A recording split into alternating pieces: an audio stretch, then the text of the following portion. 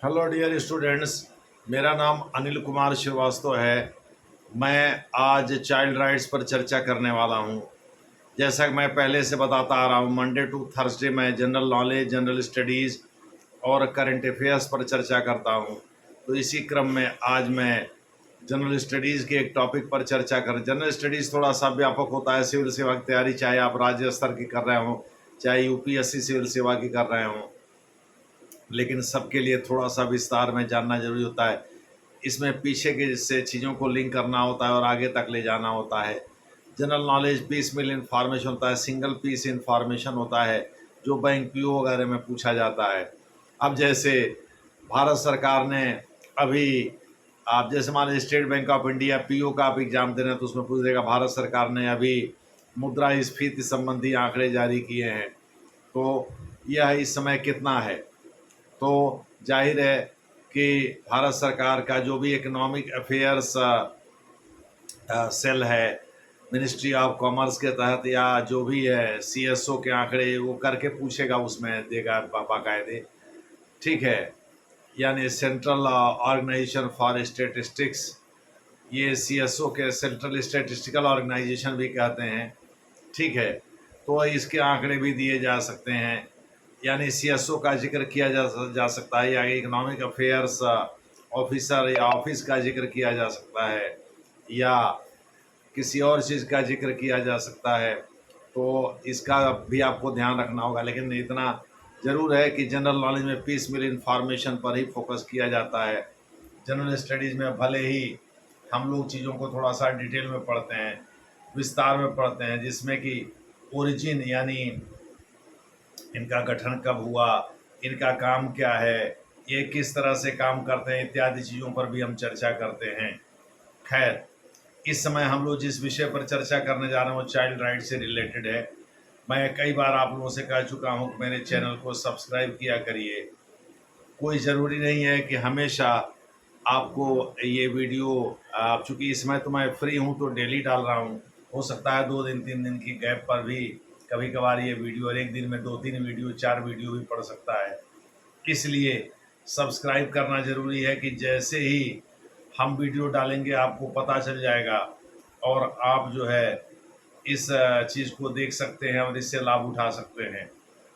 बड़ी मेहनत करके आपको आप तक ये वीडियो पहुंचाया जाता है, इसलिए सब्सक्राइब, लाइक और शेयर ज़रूर करें।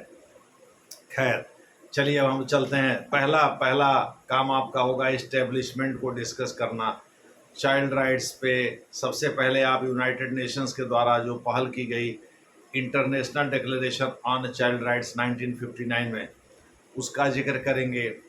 इसमें जिन चीज़ों का जिक्र किया गया उनमें 4 इम्पॉर्टेंट चाइल्ड राइट्स हैं। पहला तो सर्वाइवल का है, भाई बच्चे खाएं पिएं अपना जिएं अच्छी तरह से रहें। ठीक है। दूसरा डेवलपमेंट का है, विकास का है। तीसरा एजुकेशन का है। चौथा वेलबींग का है, यानी अच्छे भले तरह से रहें, खुशनुमा माहौल में रहें। ऐसा ना हो कि डिस्टर्ब परिवार में रहें जहाँ माँ बाप डेली लड़ते झगड़ते रहें, ऐसे बच्चे ही क्रिमिनल हो जाते हैं। तो ऐसा माहौल नहीं होना चाहिए। और पढ़ाई लिखाई करके वो अपने पर्सनैलिटी का विकास करें, ये भी ज़रूरी है। खाते पीते रहें जिससे कि शारीरिक और मानसिक रूप से वो स्वस्थ रहें और उनका विकास सर्वांगीण विकास हो, यानी केवल जो है मानसिक विकास ही ना हो, शारीरिक विकास। इसीलिए तो पीटी, फिजिकल ट्रेनिंग या टेस्ट कराया जाता है स्कूलों में। पीटी के अलग टीचर होते हैं जिसमें लेफ़्ट राइट तमाम तरह के योगा वगैरह कराए जाते हैं। कुश्ती वगैरह भी लड़ाई जाती है, बच्चों से नाटक वगैरह भी कराए जाते हैं जिससे उनका सर्वांगीण विकास हो सके। पहले तो हम लोग ये सारा चीज़ किए हुए हैं, अब दूसरी बात इस समय क्या होता है क्या नहीं होता है। इसलिए इस सर्वाइवल में जैसे जो टीचर होते हैं वो बच्चों को अपने घर का सारा गुस्सा बच्चों पर उतारते हैं, उनको बेतरह पीटते हैं। ये सब भी नहीं होना चाहिए, यानी फिजिकल चेस्टाइजमेंट इसमें पूरी तरह वर्जित है, ये नहीं होना चाहिए। अरे भाई, गलती पर आप एक आध झापड़ मार सकते हैं, लेकिन ऐसा नहीं कि बच्चों के साथ आप भेदभाव करें जाति और धर्म के नाम पर या किसी अपने भड़ास, निजी भड़ास को निकालने के लिए। ये सब चीज़ें इसके अंतर्गत पूरी तरह वर्जित हैं। इंटरनेशनल डिक्लेरेशन जो हुआ था 1959 में यूनाइटेड नेशंस के द्वारा बच्चों के अधिकार पर, उसमें पहले 8 अधिकारों को शामिल किया गया था, जिसमें प्रमुख थे सर्वाइवल के अधिकार यानी अतिजीविता के अधिकार, और दूसरा था एजुकेशन यानी शिक्षा का अधिकार। शिक्षा के मंदिर तक सबकी पहुंच होनी चाहिए, जिससे बच्चों का सर्वांगीण विकास यानी वो अपने पर्सनैलिटी का डेवलपमेंट कर सके।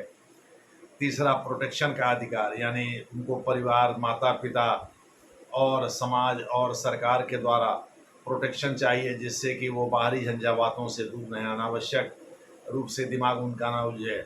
यही नहीं, सेक्सुअल एब्यूज़ के भी शिकार ना हो। तो इस प्रकार से डेवलपमेंट का अधिकार भी होना चाहिए, यानी उनका अपने पर्सनैलिटी विकसित करने, यानी उनके मन में कोई इस तरह की दुविधा न पैदा की जाए जिससे आगे चल कर के वो शातिर हो जाए या वो किसी डाउट के शिकार हो जाए जब वयस्क हों तो, और समाज को शक की निगाह से देखने लगे। खुशनुमा माहौल में उनके व्यक्तित्व का विकास होना चाहिए। तो इस प्रकार से ये डेवलपमेंट भी ज़रूरी है, प्रोटेक्शन भी ज़रूरी है, एजुकेशन भी ज़रूरी है, सर्वाइवल भी ज़रूरी है, वेलबींग भी ज़रूरी है, स्वास्थ्य भी ज़रूरी है, यानी शारीरिक विकास भी होना चाहिए। बंदी गृहों में या जो भी अ, उनके लिए बनाए गए सुधार गृह होते हैं या जो रिहैबिलिटेशन यानी पुनर्वास गृह होते हैं, जहाँ की 3 साल तक जुवेनाइल जस्टिस बोर्ड के आदेश पर बच्चों को 18 साल तक की उम्र तक को परिभाषित किया गया है, रखा जाता है। तो इसमें बच्चों को सुधारने पर बल होता है, जिससे वो आगे चलकर क्रिमिनल या समाज के लिए कोई हानिकारक व्यक्ति न के रूप में न डेवलप हो जाए, चूँकि बहुत ज़्यादा असर पड़ता है समाज और परिवेश का।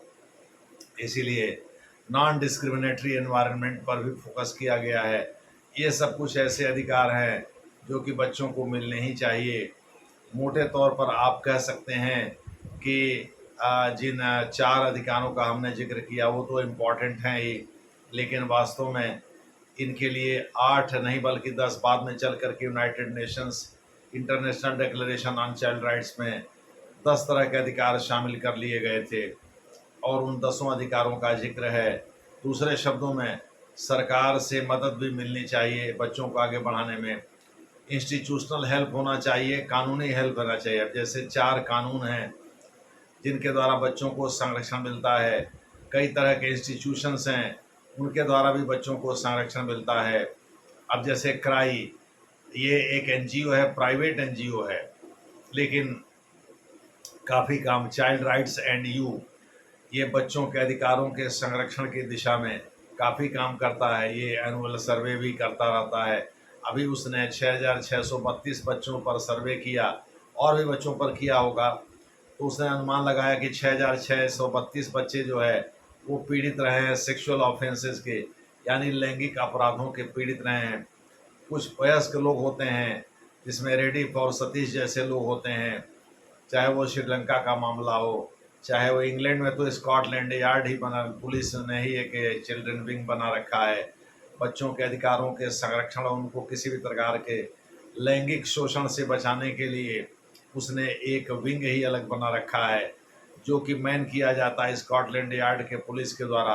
अमेरिका में संघीय ढांचा है, वहाँ भी कई राज्यों ने इस तरह की व्यवस्था कर रखी है। तो इस प्रकार से भारत में भी प्राइवेट और सरकारी, सरकार ने तो आयोग ही बना दिया, स्टैट्यूटरी आयोग, हालांकि ये कभी इसको अभी संवैधानिक दर्जा नहीं दिया गया है, लेकिन 4 कानून इसमें बहुत इम्पॉर्टेंट हैं। एक कानून तो ये है कि बच्चों के अधिकारों के संरक्षण के लिए जो कानून बना था, और इसमें बाल श्रम को भी शामिल किया गया है, संवैधानिक प्रावधान भी है। शोषण से बेगार या मधुआ मजदूरी या बच्चों को हानिकारक किसी भी जगह पर नियोजित करने से मनाही है। तो ये 1976 में ही आ गया था। बाद में 1986 में फिर इनके अधिकारों के संरक्षण के लिए एक व्यापक कानून बनाया गया। इसके बाद जो है आगे चल कर के 2012 में एक कानून बना, जिसके अंतर्गत जो है, जिसको पोक्सो एक्ट कहा जाता है, 18 साल की उम्र तक के बच्चों का यदि यौन शोषण या किसी तरह का शोषण आप करते हैं, उसमें आजीवन कारावास तक की व्यवस्था है। मृत्युदंड भी दिया जा सकता है कुछ खास मामलों में, जिसको सुप्रीम कोर्ट बच्ची सिंह केस में रेयरेस्ट ऑफ रेयर केस के रूप में जिसको डिफाइन करता है। 1980 में, 1983 में तो इसको लागू ही कर दिया था। मच्छी सिंह केस में, ये वर्सेस स्टेट ऑफ पंजाब दोनों था। खैर उसके बारे में कोई बाद में चर्चा करेंगे। तो 76 और 86 का कानून, 2012 का कानून, इसके अलावा बहुत सारे कानून हैं जिसके अंतर्गत बच्चों के अधिकारों को संरक्षित किया गया। इसमें सुप्रीम कोर्ट, हाई कोर्ट के तमाम डिसीजंस भी हैं। जैसे सुप्रीम कोर्ट ने MC मेहता केस 1996 में ये कह दिया था कि बच्चों को या बाल बच्चों मतलब जो 14 साल तक से कम उम्र के बच्चे हैं उनको बाल मजदूरी में बिल्कुल नहीं लगाया जाएगा। खास करके पटाखा फैक्ट्री में, स्लेट बनाने वाली फैक्ट्री में, स्टोन कटिंग या हीरा तराशने वाली फैक्ट्री में, और ताला बनाने वाली फैक्ट्री में, पीतल बनाने वाली फैक्ट्री में, इनमें कभी नियोजित नहीं किया जाएगा। और सभी राज्यों को निर्देश दिया है कि वो अपने यहाँ एक सोशल वेलफेयर फंड का गठन करें जिससे इन बच्चों के पुनर्वास की व्यवस्था की जाए, इनको पढ़ाने लिखाने, खिलाने पिलाने, रखने आदि की व्यवस्था की जाए। तो इस प्रकार से कोर्ट भी समय समय पर इस मामले में पहल करता रहता है और उस कोर्ट की पहल अनसुनी करते रहते हैं राज्य, दूसरी बात है। लेकिन ये है कि यूनाइटेड नेशंस के पहल के बाद और सरकार के बहुत सारे पहल के बाद अंततः 2005 में एक national commission for child rights act पारित हुआ था, जिसके आधार पर मार्च 2007 से इस आयोग ने काम करना भी शुरू कर दिया। इसके कंपोजिशन का जिक्र कर दीजिए, यानी इस्टेब्लिशमेंट और इंटरनेशनल इनिशिएटिव के बाद आप सीधे आ जाइए इसके कंपोजिशन पर। कंपोजिशन में कहीं इसका एक चेयरपर्सन होता है और 6 सदस्य होते हैं जिनमें 2 महिलाओं का होना जरूरी है। ये सातों लोग जो हैं, लोगों को बच्चों के अधिकारों के संरक्षण की दिशा में काम करना जरूरी होता है या उसका अनुभव इनको होना चाहिए। पहली अध्यक्षा इसकी शांता सिन्हा थी, जिनको एक बार एक्सटेंशन भी मिला था, यानी वर्ष 2007 से 2010 तक, 2010 से 2013 तक वो राष्ट्रीय अध्यक्षा रही। फिर 1 साल के लिए मनमोहन सिंह चूँकि 2014 मई में चले गए थे और पहले UPA की सरकार थी, डॉक्टर मनमोहन सिंह प्रधानमंत्री थे देश के, तो शांता सिन्हा के बाद एक सज्जन को और इन्होंने अपॉइंट किया था। इसका अध्यक्ष स्त्री और पुरुष दोनों हो सकता है, ऐसा कोई जिसमें जैसे प्रियंका कांगो हैं तो पुरुष हैं। उसके बाद मोदी जी आ गए थे, मोदी जी ने भी एक सज्जन को अपॉइंट किया। फिर 2018 से वर्तमान जो चेयरपर्सन है वही कार्यरत हैं। ये महिला और बाल विकास मंत्रालय के अधीन आता है और महिला और बाल विकास मंत्री के सुझाव पर ही केंद्र सरकार यानी राष्ट्रपति उन लोगों को अपॉइंट करते हैं जिन्हें केंद्र सरकार अपना रिकमेंडेशन भेजती है, यानी अपनी अनुशंसा करती है जिनके बारे में, और वे लोग उन लोगों को अपॉइंट करती है। मोटे तौर पर राष्ट्रपति जैसे द्रौपदी मुर्मू ने प्रियंका खड़गे, उस समय तो रामनाथ कोविंद साहब थे, उन्होंने प्रियंका खड़गे की नियुक्त किया था। द्रौपदी मुर्मू ने उनको एक्सटेंशन दे दिया है, विस्तार दे दिया है, सेवा विस्तार दे दिया है। अभी समय तक तो वही है। पिछली बार जब मध्य प्रदेश में घटना घटी थी चाइल्ड राइट्स एब्यूज़ की, तो प्रियंका कांगो ने कहा था कि भाई हम इसकी जांच करेंगे और उस पर एक रिपोर्ट, एनुअल रिपोर्ट तो देते ही है आयोग के लोग, ठीक है। हालांकि संवैधानिक दर्जा नहीं होने से कई बार ये प्रस्तुत किया भी जाता है, कई बार नहीं भी किया जाता। सरकार इसको देख लेती है, देख के अपने पास रख लेती है। कई बार इसको सदन के पटल पर रखा भी जाता है, कई बार नहीं भी रखा जाता है। जैसे मनेका गांधी जब पहली मोदी साहब के समय में महिला और बाल विकास मंत्री थी, तो उन्होंने कुछ पहल तो किया था इस दिशा में, 3 बार रिपोर्ट रखवाया भी था। लेकिन उसके बाद स्मृति ईरानी आ गई, इन्होंने शायद 2 ही बार रखवाया है रिपोर्ट को, जबकि ये लंबे समय तक महिला और बाल विकास मंत्री रही है। तो ये डिपेंड करता है कि भाई सरकार किस तरह से चीज़ों को देखती है। उसके बाद से आप कंपोजिशन का जिक्र करने के बाद, यानी 3 साल का इनका कार्यकाल होता है, इनको कान पकड़ के बीच में भी हटाया जा सकता है सरकार के द्वारा। केंद्र सरकार इनकी सेवा शर्त यानी राष्ट्रपति करता है, लेकिन राष्ट्रपति अकेले नहीं करता है, वो अनुच्छेद 74(1) से बाध्य है कि मंत्रिपरिषद के परामर्श पर ही वो काम करता है।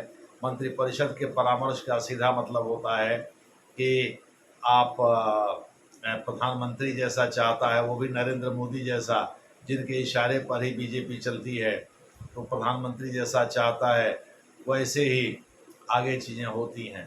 खैर, आप इस सब चर्चा करने के बाद थोड़े से कोर्ट की पहल, इसमें एमसी मेहता केस वगैरह का जिक्र कर दीजिए वर्सेस शिवकाशी का मामला था तमिलनाडु का, तो वर्सेस स्टेट ऑफ तमिलनाडु कर सकते हैं आप। हालांकि पूरे देश में लागू हुआ, बाद में यूनियन ऑफ इंडिया हो गया था ये। तो इस प्रकार से आप इसकी भी बात कर सकते हैं, पोक्सो एक्ट की भी बात कर सकते हैं। उसके बाद बर्मा पैनल की भी 2012 में ही आया था, दिसंबर में जो निर्भया कांड हुआ था उसके बाद 2012-13 में आप कर सकते हैं। उसमें भी बच्चों को शामिल किया गया था, बच्चों को यौन शोषण से बचाने संबंधी सुझाव दिए गए थे, तो आप इसका भी जिक्र कर सकते हैं।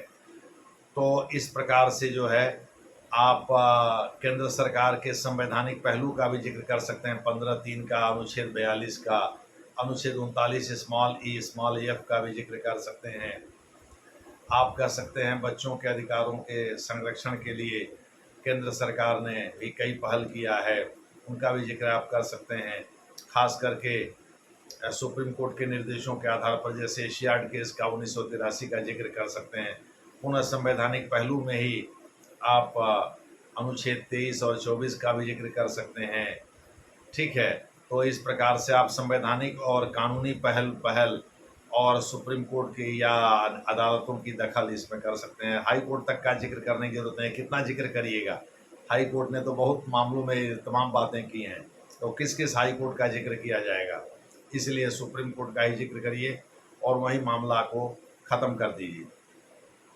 तो थोड़ा सा सुप्रीम कोर्ट का जिक्र कर दीजिए, संवैधानिक पहलू का जिक्र कर दीजिए, कानूनी पहलू का भी जिक्र कर दीजिए, और उन 4 कानूनों का भी जिक्र कर दीजिए जिसका जिक्र हमने पहले किया है। ठीक है, जो बच्चों के अधिकारों के संरक्षण संबंधी मामले हैं। सर्वे रिपोर्ट भी आप थोड़ा सा दे सकते हैं सब हेडिंग डाल करके, और वो ये है कि अंतर्राष्ट्रीय स्तर पर ये सर्वे किया गया है कि जहां 27% यानी 1.9 बिलियन 1.9 अरब बच्चे हैं। ये वर्ष 2013 की रिपोर्ट है यूनाइटेड नेशंस की, जो चाइल्ड राइट्स के प्रोटेक्शन के लिए बनी है, उस संस्था की रिपोर्ट है, जिसे मुझे लगता है इकोनॉमिक या सोशल काउंसिल के अंतर्गत रखा गया है। यूनाइटेड नेशंस की एक परमानेंट बॉडी है, उसके अंतर्गत शायद इसको रखा गया है। तो इस प्रकार से यूनेस्को भी बीच बीच में रिपोर्ट जारी करता रहता है कभी कभी। तो उसमें ये है कि 1.9 अरब बच्चे थे उस समय, जिसमें 27% बच्चे यौनाचार या अभद्र व्यवहार के शिकार होते हैं वयस्क के हाथों, यानी यौन शोषण जिनका होता है। भारत में महिला और बाल विकास मंत्रालय और क्राई के द्वारा जो तैयार रिपोर्ट है, वो 53-54% ऐसे बच्चे होते हैं जो इस तरह के यौन शोषण के शिकार होते हैं।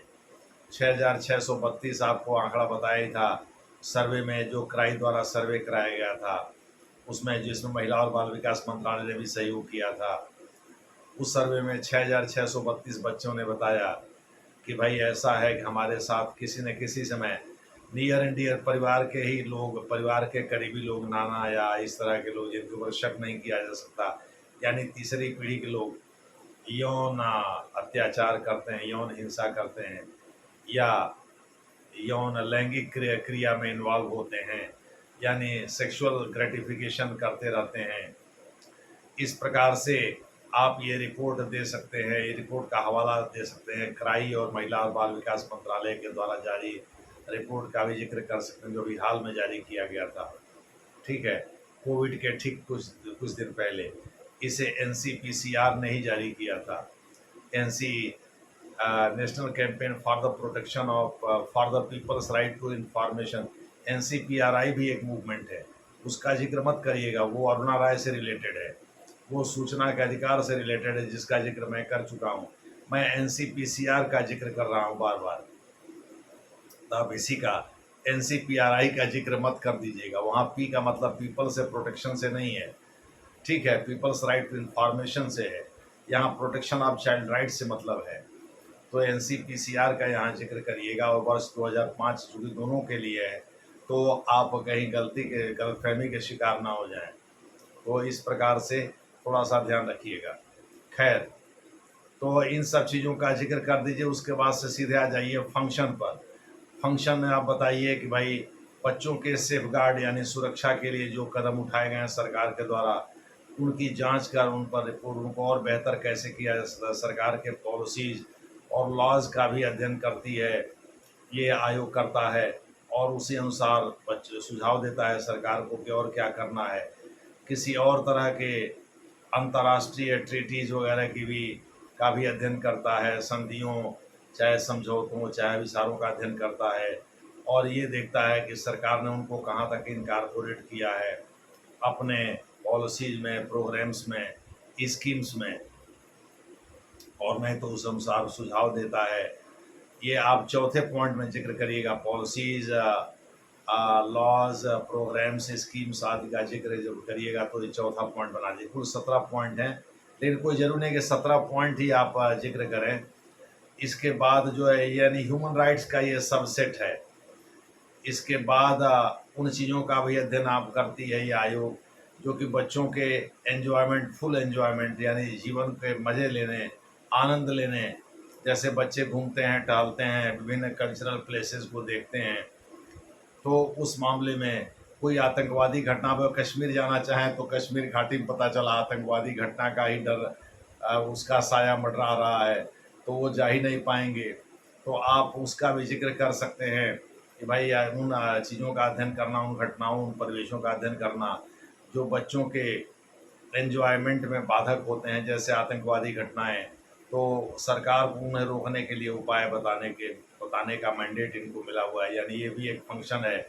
अगर कोई भी सरकार के द्वारा गठित स्टैट्यूटरीली यानी कानून के द्वारा गठित कोई भी अगर संस्था है जहाँ की बच्चों के अधिकारों के अब्यूज़ का मामला लंबित है, तो फिर ये आयोग उसमें दखल नहीं देता है।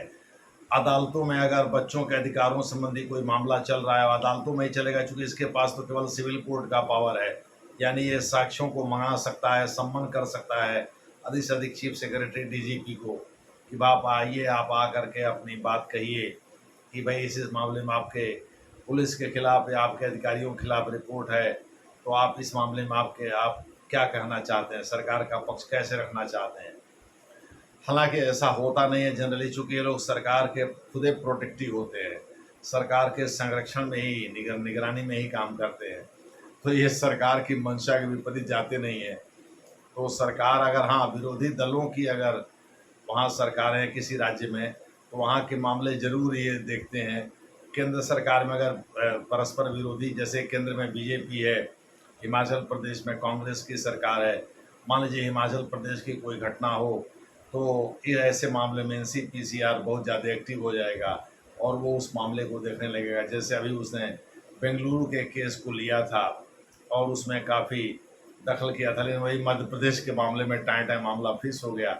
2-3 दिन तक सुर्खियां बना रहा, जब तक न्यूज़ चैनल वगैरह पर आया तब तक तो इसको भोपाल से रिलेटेड केस था या इंदौर से रिलेटेड, मैं थोड़ा डिटेल भूल रहा हूँ, लेकिन वही कर्नाटक के बेंगलुरु से मामला था, तो वो उस पर आयोग ने तुरंत एक्शन लिया और वहाँ के लोकल अधिकारियों को हटाने का सुझाव दिया था वहाँ के चीफ मिनिस्टर को। मोटे तौर पर आप कह सकते हैं कि अगर विरोधी दलों की सरकारें वहाँ कार्यरत हैं, उस पर आयोग ज़्यादा सुपर एक्टिव हो जाता। अगर केंद्र में किसी दूसरे दल की सरकार है, जो वर्तमान स्थिति है, खैर ये तो पॉलिटिकल बातें हो गई, हम पॉलिटिकल बातें यहाँ करने के लिए नहीं बैठे हैं। इसी प्रकार से लोगों के बीच बाल संरक्षण संबंधी जानकारी को फैलाना, जिसको कहते हैं चाइल्ड राइट्स लिटरेसी, उसका प्रचार प्रसार करना। इसी प्रकार से उन रिसर्च को बढ़ावा देना जो बाल अधिकारों के संरक्षण से संबंधित हों, उसके लिए फंडिंग भी कर सकता है एनजीओ को। ये एनजीओ को प्रमोट करना एक अलग इसका दायित्व है, वो भी एक फंक्शन है इसका। इसके अलावे सरकार के उन पॉलिसीज़ का अध्ययन करना जो बाल अधिकार संरक्षण के संबंध में प्रस्तावित तो थे, लेकिन कार्य रूप नहीं ले पाए, यानी उनका इम्प्लीमेंटेशन नहीं हो पाया, तो उसका भी अध्ययन करके ये बताते हैं भाई इसमें इन चीज़ों का को लागू किया जाए, इन चीज़ों को न लागू किया जाए। ठीक है, तो इस तरह से आप इसके फंक्शन में मेन फंक्शन सब डिस्कस कर सकते हैं जो कि ह्यूमन राइट्स के मामले में किए जाते हैं, उसी तरह से इसमें भी आप कर सकते हैं। मोटे तौर पर आप कह सकते हैं कि बाल अधिकारों के संरक्षण संबंधी जो अधिकार हैं वो आपको फंक्शन के रूप में डिस्कस करने हैं।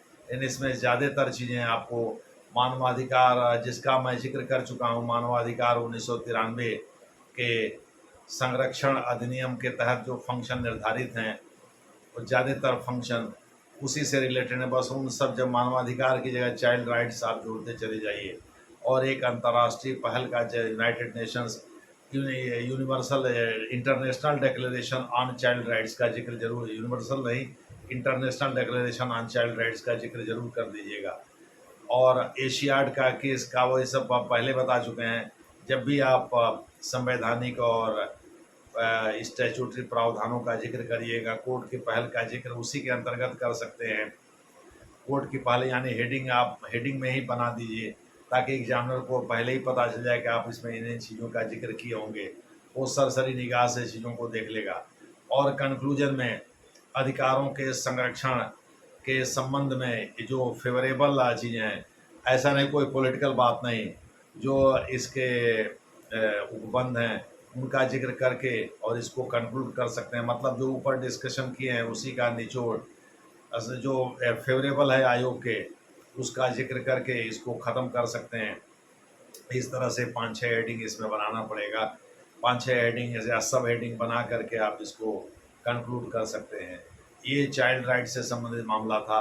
सबसे पहले इस्टेब्लिशमेंट का जिक्र कर दीजिए, हिस्टोरिकल पास्ट का जिक्र कर दिए, यूनाइटेड नेशंस के डिक्लेरेशन, इंटरनेशनल डिक्लेरेशन का जिक्र कर दीजिए, और कानूनों का जिक्र कर दीजिए, संविधान का जिक्र कर दीजिए, कोड का जिक्र कर दीजिए, फिर उसके बाद से कंपोजिशन का जिक्र कर दीजिए, फिर उसके बाद से फंक्शन का जिक्र कर दीजिए, लास्ट में कंक्लूजन आप दे दीजिए, काम ख़त्म।